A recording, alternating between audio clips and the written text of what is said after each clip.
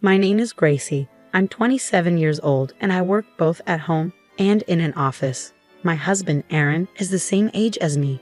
He loves his mother a lot, but his mom, Eliza, tends to be quite mean to me. Even though our marriage has had its problems, we just celebrated our second anniversary and I'm proud of how I've managed to handle everything. Work has become my way of relaxing. Because of this, I've been getting promoted frequently, which is rare for women. Right now, I'm on a business trip traveling around Europe for meetings. I'm currently in an important meeting. During the meeting, my phone, which was on silent, started vibrating. I thought it might be an emergency because I had 2 missed calls. When I checked my phone, I saw that the calls were from my mother-in-law, Eliza. What's going on? I thought, worried that something might be wrong. I quickly decided to call back. Just as I was about to leave my desk, Eliza called again. "Hello, Gracie. Where are you?" she asked, sounding annoyed. I picked up the call and wasn't happy with the tone of her voice. "Maybe I shouldn't have answered this," I muttered. "Hi, Eliza. How are you? Is there something urgent?" "Why aren't you answering me? I asked where you are," she said, sounding impatient. Even though her attitude annoyed me, I was in the middle of an important meeting and didn't want to argue. So I said softly, "Sorry, didn't Aaron tell you? I'm in a meeting on a business trip. Can I call you back when I'm done?" Of course, Aaron told me. "What are you doing, leaving your house and husband alone? Come back home right now," Eliza demanded, with her usual sudden and unreasonable request. "I'm sorry, Eliza, but I'm in an important meeting and I can't just..." I started to explain, but she cut me off. "You're so bossy, even though you're just Aaron's wife. I don't care about your excuses. Just come home right now. Today is very important. Do you understand?" "What? Today is important?" I asked, surprised. Eliza finally admitted, "We're celebrating my 60th birthday today." She said this in a smug tone. I remembered her birthday was supposed to be at the end of the month. I was surprised to hear it was today, especially since I was on a business trip. My husband and I had already planned a special dinner for her birthday at a nice restaurant. I was fed up with Eliza trying to boss me around again. It seemed like she was getting worse every year, especially when she knew I was busy with important work. I told her, "As I've mentioned, I'm on a business trip, so I can't come home." "Oh, that's funny," she said. "I called Aaron earlier, and he said he'd take a day off for me. All the relatives will be there, but you, Gracie, always working. You're so cold. How do you feel about your husband's family?" I knew if I listened to her much longer, her sarcasm would just continue. Since I was still in a meeting, I couldn't stay on the phone with her, so I said, "I'm sorry, but no matter what you say, I can't make it to your 60th birthday celebration." Eliza's tone changed abruptly. She took a deep breath and said, "Fine then, I won't consider you family. Don't come back home. It's a divorce. Aaron deserves better." Her harsh words hit me hard. I was both angry and upset, but I didn't want to argue with her on the phone. I said, "All right, I'll talk to you when I get home. I'm sorry, but I have to go." Eliza snapped, "What's with that attitude? I told you not to come back. I'll talk to Aaron myself." Then she hung up. I was exhausted from dealing with my mother-in-law. I returned to the meeting with a deep sigh. After 2 days of meetings, I finally made it home. On the way back, I was so angry and frustrated with my mother-in-law that I barely remembered how I got home. When I opened the front door and called out, I heard my husband's tired voice say, "Welcome back." I took off my heels and went straight to the living room, leaving my luggage at the door. There, I saw a stack of cardboard boxes and my husband, Aaron, sweating as he taped them up. "What's with all the boxes?" I asked. Aaron told me the boxes were packed with my things. He explained that Eliza had indeed celebrated her 60th birthday on the day she called me, without me. She told everyone that I had neglected her birthday and was rude on the phone. Eliza even told the relatives she wanted me to be divorced and sent back to my parents' house because I wasn't good enough for her son. This sounded exactly like something my mother-in-law would do, so I asked Aaron, "And then what happened? Did your mother tell you to get a divorce and you agreed to it?" "No, I didn't exactly agree," Aaron said. "But she told me to pack up your stuff and I didn't have much choice. What could I do?" He stopped taping up the boxes and spoke in a tired voice. "What do you mean? You didn't argue with your mother? Does that mean you're okay with the idea of getting a divorce?" Aaron explained that his father, Alex, had also told him, "If Eliza's upset, it'll be tough for you, so you better do what she says." So Aaron went along with the divorce.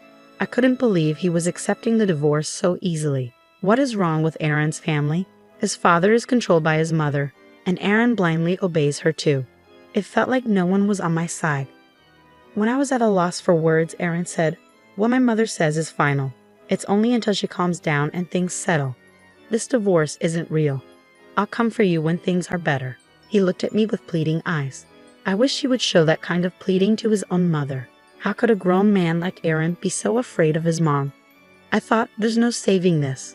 I almost felt ashamed, questioning what I ever saw in him. But then I realized maybe this was an opportunity. Staying with Aaron would only mean more torment from Eliza, always pushing me toward a divorce. Maybe it was actually lucky to get a divorce from him without much hassle. I could support myself just fine. Even if I lived alone, I wouldn't lack for anything. Suddenly, everything seemed clearer. I looked at Aaron and said, "Fine, let's get a divorce." Right after that, I called Eliza. After 3 tries, she finally picked up. "Hello," Eliza answered. I said quietly, "As you wish, we're getting a divorce." Eliza, sounding triumphant, replied in a bouncy tone, "Yes, please, leave. Finally, you've realized you're not good enough for Aaron." I'm so relieved. "Don't worry, I'll find him a new wife who's obedient, pretty, and nice to her in-laws." She continued, "I'm sure Aaron will be popular. I'll take care of him until he finds his next wife. So don't worry about that." After she finished with her sarcasm, I told Eliza, "Well, don't misunderstand me, Mother." Eliza, still in a good mood, responded, "Oh, you're just a sore loser. Don't worry about me." "Oh, and Gracie," she added, "I got the divorce papers from the city office and gave them to Aaron. Don't forget to sign them." Then, without another word, she hung up. Aaron, who had been listening to my conversation with Eliza, looked relieved. I thought, is Aaron really that clueless? I asked him, "By the way, does your mother know you're a full-time house husband?" He replied, "How could I tell her that? My mother is obsessed with the idea that I'm a high-ranking employee at a big company." He said this with a firm tone. "Oh right," I said. "Now that I think about it, you've never been honest with Eliza. You always wear a worn-out sweatshirt at home, but you change into a suit whenever you go out to see her. You also pretend not to be home when she calls, making her think you're at work." Eliza had boasted at her 60th birthday party that Aaron was such a devoted son he took time off just to attend her celebration. She also mentioned that with his status, he could easily find a more obedient and attractive wife than me. I'm sure the truth will come out once we're divorced. But Eliza, who believes her son is perfect, would never expect that Aaron had actually quit his job at the major company. Aaron had actually quit his job about a year ago. What Eliza saw as her elite son, a symbol of high status, was now just an unemployed full-time house husband. Aaron lost his job after a major mistake led to a written apology, a demotion, and a pay cut. He probably didn't tell his mother about this. Aaron must have been deeply shocked by his fall from the elite path. Since Eliza had always pampered and spoiled him, he became quite fragile and sensitive. Just the thought of going back to the office to deal with the consequences of his mistake made him feel anxious and sick. He couldn't even leave the house, let alone go to work. Initially, Aaron tried to report his absences and apply for paid leave, but eventually he stopped even calling in. As his unauthorized absences piled up, he got fired. Now, he seems to have no plans to look for another job and is heavily relying on my income. Aaron hasn't told Eliza about this because he knows she would be furious and upset. I was a bit disappointed I wouldn't get to see Eliza's reaction when she discovered Aaron's situation after I left. I imagined she'd be shocked, maybe even have a stroke, but that was no longer my concern. Aaron handed me the divorce papers and said, "This is just a cover to convince my mother, okay?" I quickly submitted the papers and signed a lease for a new apartment, moving in as soon as possible. A month later, I got a call from Eliza, even though I thought I cut ties with her for good. Curious about what she wanted, I answered, "What do you want now? Aren't you happy to be rid of me?" I said with a hint of sarcasm. Eliza replied, "You're still the same. Just listen to me." She continued in her usual tone, talking about Aaron. After I left, Eliza had visited Aaron's apartment several times to help with chores. Each time she found him just lounging around in his room with no sign of him going to work. Since he didn't seem sick, she asked me if I had any idea what was going on. I held back a laugh and replied casually, I see. Well, Aaron's like that because he has no intention of working again." Eliza seemed to have forgotten she was the one who'd kicked me out and asked, "Gracie, can you do something about it?" "Why should I?" "You didn't want me in your family and wanted nothing to do with me," I said. It was so typical of her to ask for something only when it suited her after mistreating me for so long. She then said, "I was wondering if you said something to Aaron before you left." I couldn't believe how she was trying to make me the bad guy. Doesn't she see the problem is with her son, not me? I'm the one who was hurt here, you know. "Oh really?" Eliza said. "You only married Aaron for a luxurious life, right?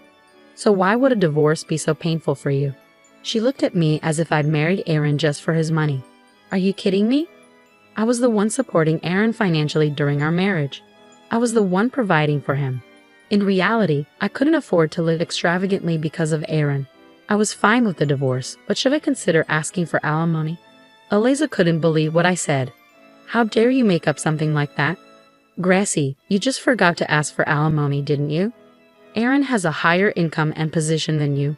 Don't be so unreasonable. If you want money, Aaron can pay whatever you want. After all, Aaron is a high-level employee at a major company." Eliza's argument was as outrageous as ever. Maybe Aaron hadn't told her the truth yet. I didn't want to seem like I was just tattling, but I saw an opportunity to get back at her. So I told her, "Your proud son is actually a full-time house husband. He quit his job a long time ago." "What? You're lying!" Eliza shouted, unable to accept what I said. Her voice was so loud, I thought it might damage my eardrums. I held the phone away from my ear and said, "Why don't you check with the company? You'll find out who's telling the truth." Eliza went silent for a moment. Then she said, "Well, what if that's true? How are we going to manage? I can't support my son on just my pension, and no one will want to marry him if he's unemployed.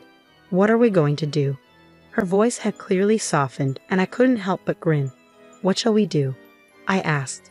Eliza was silent for a moment, then mumbled something with someone beside her. Finally, she said, "Hey Gracie, will you please come back home?" I was puzzled by her sudden change of tone, but replied firmly, "No, we're already divorced. I wouldn't come back to your family if heaven and earth turned upside down." Then I heard commotion in the background. Someone was shouting. It sounded like Aaron. "I told you I'd come for you when things settled down." Aaron's voice rang out. Eliza responded, "Yes, yes, you could remarry my son if you wanted." "What are you talking about?" I asked. "No way. I wouldn't do it for the world. Don't joke about this. Thanks, but seriously, no." I made it clear to Eliza that I wasn't interested in getting involved with her son or dealing with any more toxic relationships. I wanted nothing to do with someone who adored his mother too much. "I did what you asked me to do, so please stop changing your mind," I said. Eliza replied, "But there's a bit of verbal sparring here. It's not like you should take my words so seriously. You've been talking back to me with a nonchalant attitude, haven't you? I didn't think you'd actually go through with divorcing my son." It seemed she hadn't expected me to reject her offer so firmly. In response to Eliza's bitter excuses, I said, "Well, I was just putting up with it. Besides, Aaron packed up my things and kicked me out without consulting me." I let out my frustration, listing everything she had done to me. "You see, that was just a prank," she said. "A prank? It's worse than that," I said, feeling completely fed up. There was nothing more to say. I glanced at my watch. It was nearly 1 o'clock. My lunch break had been wasted on this pointless conversation. "Ah, Eliza, are you done now?" I asked. "What, Gracie? What did you say?" She replied, her voice still annoyingly sweet. Did Eliza really think a sweet voice would get her a good answer? Knowing I wouldn't meet her expectations, I said, "I'm going to hang up now. I have another meeting in a few minutes and need to review some documents." As I started to disconnect the call, Eliza kept insisting, Wait, Gracie. Hey, Gracie, say something." I could hear her shouting, and she also scolded Aaron, saying, "You didn't handle this right, and look what happened." It was clear that Eliza blames everyone else for her problems. I was so fed up with her that I ended the call and blocked her number. Afterward, Aaron tried to contact me constantly. Seizing the opportunity, I asked my lawyer to pursue alimony. Aaron's family, probably nervous about legal action, quickly paid the alimony in a lump sum. It seemed my ex-parents-in-law advanced the money. Because of this, Alex and Eliza were constantly irritated with Aaron, telling him daily to find a job and work, which Aaron was fed up with. The former Elites had fallen far from their previous status. Aaron ended up moving back to his parents' house because he couldn't afford his apartment rent. He blamed his parents for his divorce and was now draining their pension and retirement savings. Like mother, like son, they blamed each other for their problems and refused to reflect on their own actions. They were even planning to apply for welfare soon. I hope the government will help them realize that they can't continue their selfish ways. As for me, the proposal I made during my business trip was accepted, leading to a major contract being signed. I was promoted again, received a higher salary, and now enjoy a rich bachelorette life, free from in-laws' torment and financial dependency on a family member. If I ever consider marriage again, I'll definitely do a thorough background check to avoid any mama's boys or crazy in-laws.